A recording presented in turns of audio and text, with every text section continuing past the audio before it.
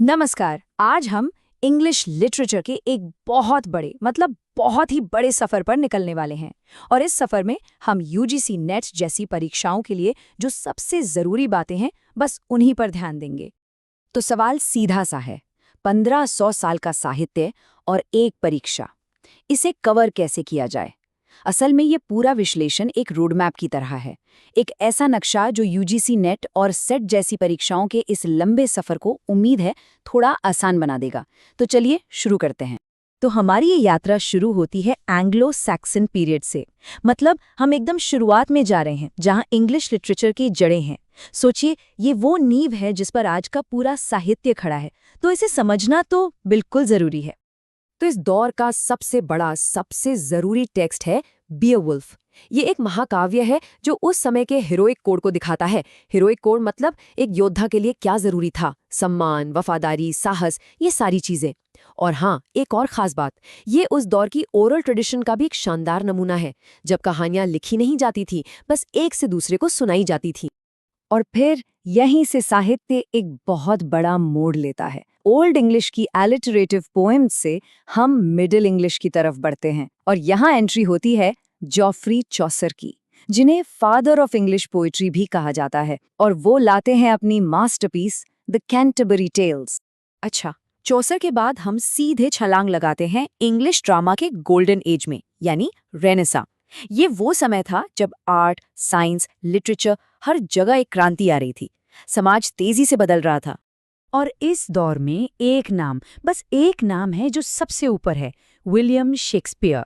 उनके ट्रेजेडीज जैसे हैमलेट और मैकबेथ, इन्होंने न सिर्फ उस जमाने के स्टेज को बदल दिया, बल्कि आज भी लिटरेचर पर इनका असर साफ साफ दिखता है।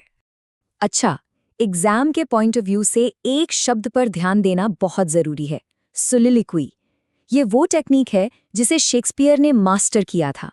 जब कोई कैरेक्टर स्टेज पर अकेला अपने मन की बातें, अपनी उलझनें सीधे ऑडियंस को बताता है।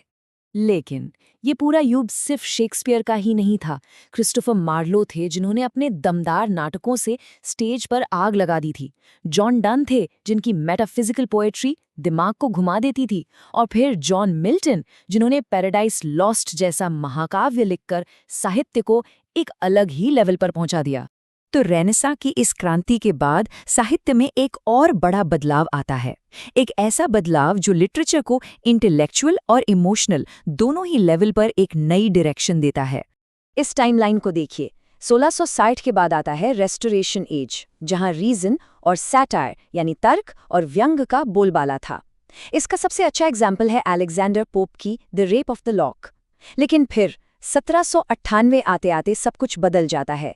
लिरिकल बैलेड्स पब्लिश होती है और साहित्य का फोकस तर्क से हटकर इंसानी जज्बातों पर चला जाता है। और यही थी romantic revolution. Wordsworth, Coleridge, Keats, इन जैसे पोएट्स ने रीजन वाले युग के खिलाफ एक तरह का विद्रोह कर दिया। इन्होंने कहा कि इंडिविजुअल फीलिंग्स, इमेजिनेशन और नेचर की पावर ये सबसे ऊपर हैं, और बस साहित्य को जैसे एक नई आत्मा मिल गई। अब हम तेजी से आगे बढ़ते हैं विक्टोरियन और मॉडर्न एरा की तरफ। वो दौर जब इंडस्ट्रियल रेवोल्यूशन और सामाजिक बदलावों ने दुनिया को हमेशा के लिए बदल दिया। और जाहिर सी बात है, लिटरेचर भी इन्हीं बदलावों का आईना बन गया। देखिए, एक तरफ डिकेंस जैसे विक्टोरियन लेखक हैं जो अपने उपन्यासों में इंडस्ट्रियल सोसाइटी की कड़वी सच्चाई दिखाते हैं। वहीं दूसरी तरफ टी.एस. एलियट और वर्जीनिया वुल्फ जैसे मॉडर्निस्ट लेखक हैं जो कहानी कहने के पुराने सारे तरीके तोड़ देते हैं और इंसान के मन की उलझी हुई, बिखरी हुई दुनिया को दिखाते हैं। तो अब तक हमने एक बहुत लंबा सफ़र तय कर लिया है, लेकिन अब हम उन दो हिस्सों पर फोकस करेंगे जो एग्जाम में सच में गेम चेंजर साबित हो सकते हैं। ये वो टॉपिक्स हैं जिन पर खास ध्यान देना ही होगा। इंडियन राइटिंग इन इंग्लिश को समझना बहुत ज़रूरी है। आर.के. नारायण, मुल्क राजानंद, सलमान रश्दी, इन राइटर्स को पढ़ने से पोस्ट कॉलोनियलिज्म का कॉन्सेप्ट समझने में मदद मिलती है। ये वो थियोरी है जो कॉलोनियलिज्म के बाद आइडेंटिटी, कल्चर और नेशन, इन सवालों से जूझती है। लेकिन वो एक टॉपिक जिससे सबसे ज़्यादा सवाल आते हैं, जो रैंक में सबसे बड़ा फर्क ला सकता है, वो है लिटरेरी थियोरी एंड क्रिटिसिज्म।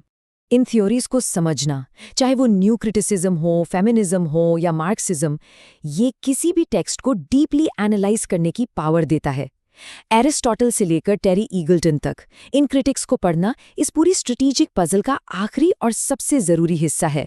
तो इस पूरे सफर से एक बात तो साफ है, लिटरेचर हमेशा अपने समय का आईना होता है। इसलिए सबसे जरूरी बात सिर्फ नाम और डेट्स याद रखना नहीं, बल्कि ये समझना है कि लिटरेचर और सोसाइटी आपस में कैसे जुड़े हैं। और ये सोच हमें एक आखिरी सवाल पर लाकर खड़ा कर देती है कि हमारा आज का दौर, हमारा युग लिटरेचर के पन्नों पर कैसे याद किया जाएगा।